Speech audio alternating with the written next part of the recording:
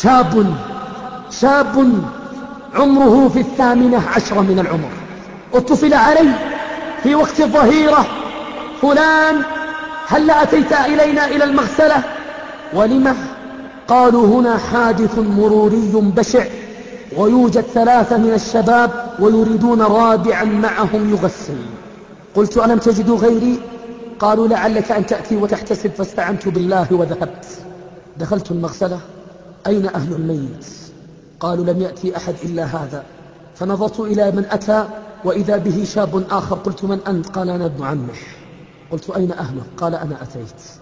فدخلت فنظرت إلى الشاب، شاب ضخم الجثة حنطي اللون، ولكن موتته كانت غريبة.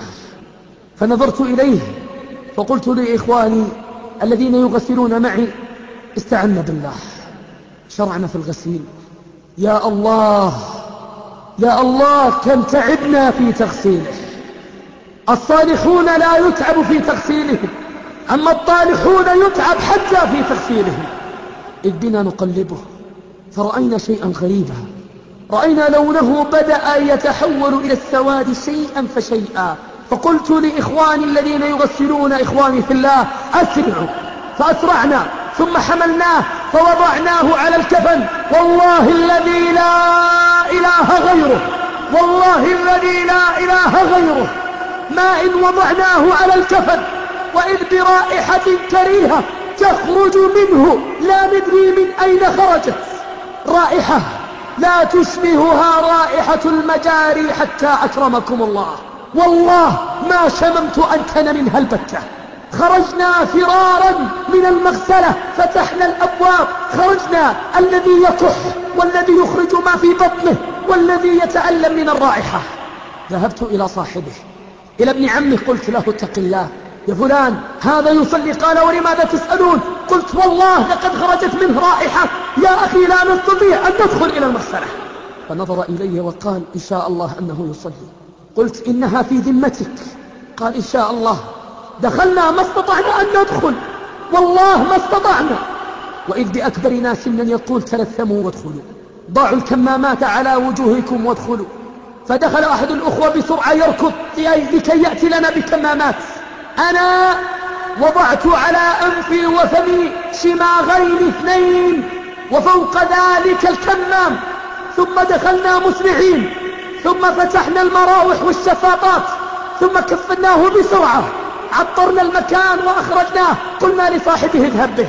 قال: تصلون عليه؟ قلنا: لا، اذهب به صلي عليه. رأينا هذه العلامة السيئة أمامنا، ما استطعنا أن نصلي. قلنا: اذهب به.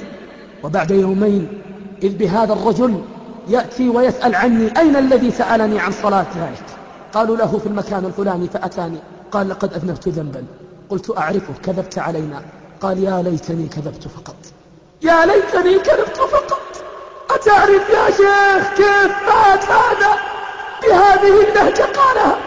أتعرف يا شيخ كيف مات هذا؟ قلت له: وكيف؟